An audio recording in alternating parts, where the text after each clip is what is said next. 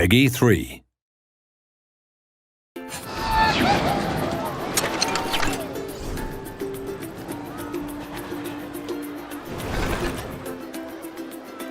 In Planet Coaster Console Edition, there are multiple ways you can play the game. You can jump into career mode, where you have a fully voiced career progression system that allows you to play through different parks, but at the very start you'll be prompted to play the tutorial levels. The tutorial is brand new for Planet Coaster Console. It guides you through building, running and maintaining your own coaster park. We have a whole new host of fully voiced characters. Basically everything you need if you're completely new to the franchise and you would like a bit more guidance on how to get going. After you've completed the main tutorial, you can then move on to the coaster building tutorial.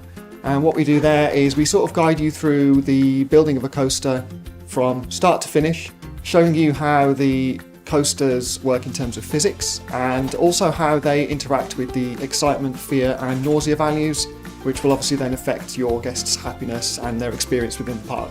Career mode is where you take control over the management of a variety of new parks. You can challenge the player in a variety of different ways depending on how they find the park. So is it losing money? Was it a once great park that's been abandoned? And we support these different levels with a wide variety of objectives that players can complete as they go through career mode. And there are full voiceovers in these levels now, so you'll get feedback every time you achieve a star or each time you load into a new level. Sandbox mode gives you the full creative freedom to build whatever park you want from the ground up. No limitations on money, no restrictions on management. Anything you want, you can build it in sandbox mode. Challenge mode has a variety of settings that really change the simulation and change the way that you have to play the game. Whether it's starting with no research and having to unlock all the rides and shops as you go along, or it's having to deal with high levels of ride breakdown and other kind of challenges, it can make it a much more difficult experience. With challenge mode, we've added a variety of different difficulty settings, so the player can choose what level of challenge they want.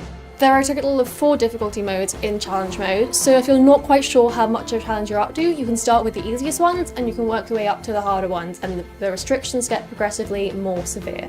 If the park is failing to be self-sufficient, if you're maybe struggling to manage your finances, you can take out a loan to help you improve guest happiness, try and get your finances back on track. Planet Coaster Console has been designed with couch gaming in mind, so we've redesigned the interfaces and the UI so it's bigger, clearer to read, easier to see from your sofa. We've also added a lot of new forward-facing blueprints, so if you would like to start building in sandbox mode quicker, place down some ready-made blueprints, you can do that. We've completely revamped the UI system. We streamlined a lot of the options that were already available in the original game, so they are just more accessible right now.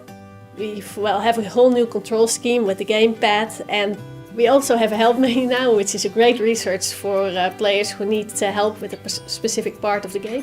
One of the things we've introduced is an always active panel on the side of the screen for various tools such as paths, terrain, and placing objects. So you can actually change settings on the fly while you are placing down things in your park.